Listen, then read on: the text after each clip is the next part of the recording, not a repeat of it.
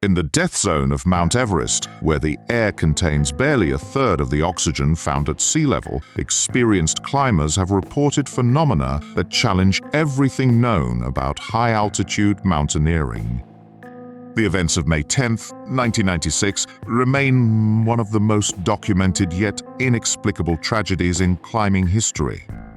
What began as a routine commercial expedition became something far more disturbing, leaving investigators with evidence that defies conventional understanding of survival, human endurance, and the mountain itself.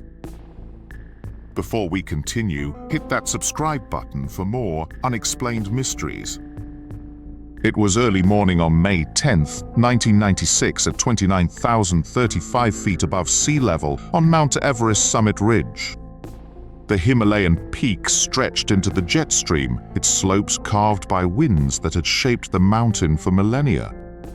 Rob Hall, a 35-year-old New Zealand mountaineer, stood among the most experienced high-altitude guides in the world. His adventure consultant's expedition had successfully guided clients to Everest's summit more than any other commercial operation. The morning appeared perfect for a summit attempt.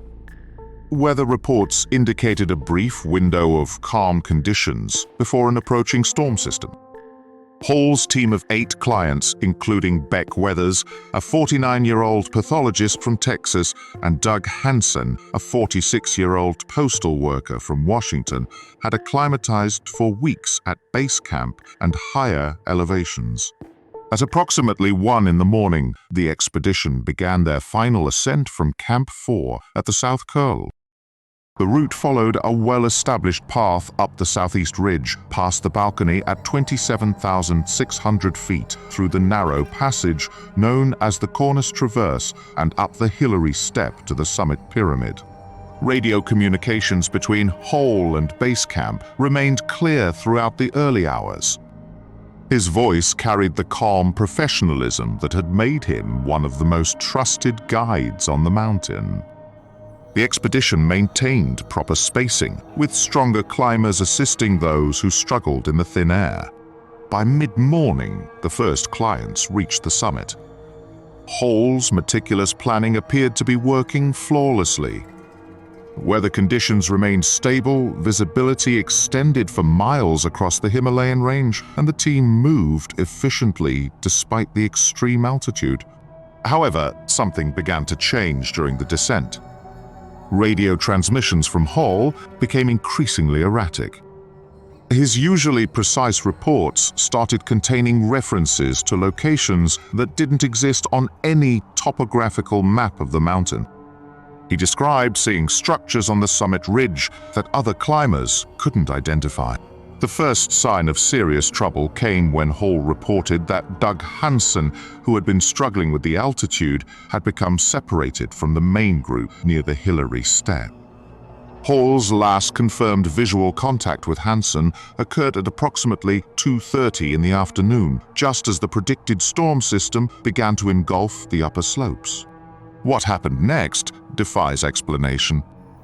Hall, despite his experience and knowledge of the mountain's deadly nature, made a decision that went against every principle of high-altitude survival. Instead of descending immediately to save his own life, he remained at nearly 29,000 feet, apparently searching for Hansen in conditions that were rapidly becoming unsurvivable. The storm that struck the mountain that afternoon was unlike anything in recorded Everest weather history. Wind speeds exceeded 100 miles per hour, temperatures dropped to -40 degrees Fahrenheit, and visibility reduced to mere feet. The combination created a death zone within the already lethal environment of Everest's summit region. Radio contact with Hall became intermittent and increasingly disturbing.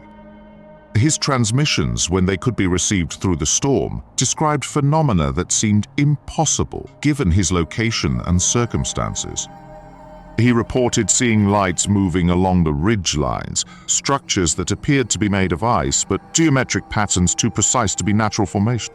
Most unsettling were Hall's descriptions of sounds emanating from the mountain itself. He reported hearing what he described as a low-frequency humming that seemed to come from within the rock and ice, accompanied by periodic vibrations that made the ground beneath him shift in ways that defied the solid nature of the mountain's structure. Base camp operators, listening to these transmissions, initially attributed them to altitude-induced hallucinations or equipment malfunction. However, multiple radio operators confirmed receiving the same bizarre reports from Hall's position. The consistency of these accounts suggested something beyond simple altitude sickness or oxygen deprivation. During the night of May 10th, Hall's wife, Jan Arnold, herself an accomplished climber, managed to establish radio contact with her husband from New Zealand. The conversation, recorded by base camp operators, revealed Hall's deteriorating physical condition, but also contained references to discoveries he claimed to have made on the summit ridge. Hall described finding what he called markers embedded in the ice at regular intervals along the route. These objects, according to his reports, were not climbing equipment or natural ice formations. He claimed they were perfectly spherical, approximately 6 inches in diameter, and appeared to be made of a material that resembled metal but remained warm to the touch despite the extreme cold. The most disturbing aspect of Hall's final transmissions was his insistence that he was no longer alone on the mountain. He reported seeing figures moving through the storm, maintaining impossible stability in wind conditions that would knock experienced climbers off their feet. These figures, according to Hall, moved in coordinated patterns and seemed unaffected by the altitude or weather conditions. Base camp operators attempted to guide Hall to safety through radio instructions, but his responses indicated increasing disorientation. He claimed that familiar landmarks had changed position, that the route he had climbed hundreds of times no longer matched his memory of the mountain's geography. On the morning of May 11th, rescue attempts began despite the continuing storm. Climbers ascending from lower camps reported finding evidence of Hall's presence at various locations, but the physical evidence didn't match the timeline of his reported movements. Gear that should have been discarded during his descent was found at higher elevations, arranged in patterns that suggested deliberate placement rather than abandonment. The most inexplicable discovery came when rescuers found Hall's final position. His body was located at approximately 28,700 feet, in a location that should have been accessible during brief breaks in the storm.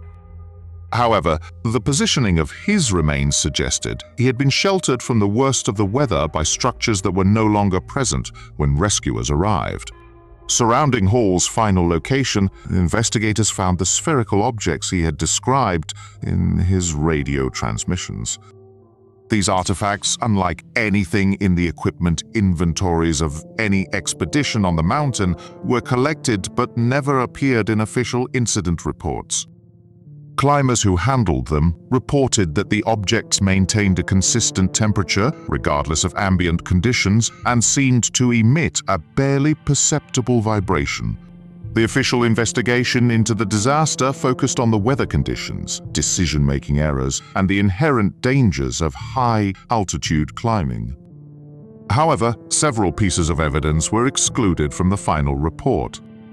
Photographs taken by surviving climbers showed anomalous formations on the summit ridge that didn't match any known geological features of the mountain. More disturbing were the audio recordings of Hall's final transmissions. When analyzed by acoustic specialists, the background sounds contained frequencies that shouldn't exist at that altitude. The low-frequency humming Hall described was confirmed to be present in the recordings, but its source remained unidentifiable. Weather data from the storm revealed inconsistencies that meteorologists couldn't explain. Temperature readings from different locations on the mountain showed variations that defied known atmospheric patterns. Some areas recorded temperatures significantly higher than surrounding regions, creating microclimates that shouldn't exist in the uniform conditions of the death zone. The rescue teams that recovered Hall's body reported experiencing disorientation similar to what he had described. Compasses spun erratically in certain areas of the summit ridge, GPS equipment provided contradictory readings, and several climbers reported seeing structures in their peripheral vision that weren't visible when directly observed. Perhaps most unsettling was the discovery that Doug Hansen's body was never found. Despite extensive searches of the areas where Hall claimed to have last seen him, no trace of Hansen or his equipment was ever located. The mountain, which typically preserves bodies in its frozen environment for decades, seemed to have completely absorbed any evidence of Hansen's presence. In the months following the tragedy, other expeditions reported similar phenomena on Everest's upper slopes. The spherical objects described by Hall were found at various locations, always in groups of 3 or 4, always arranged in geometric patterns. Climbers who attempted to remove them from the mountain reported that the objects became increasingly difficult to carry as altitude decreased, as if they were somehow connected to the mountain's upper reaches. The investigation was quietly suspended when government agencies from multiple countries began requesting access to the physical evidence. The spherical objects, along with the audio recordings and photographic evidence, were transferred to undisclosed locations. Climbers who had provided testimony were asked to sign confidentiality agreements. What do you think Rob Hall really encountered during those final hours on Everest summit ridge? Share your thoughts about the mysterious objects and impossible phenomena reported from the death zone. Subscribe to explore more cases where the world's most extreme environments reveal secrets that challenge our understanding of reality.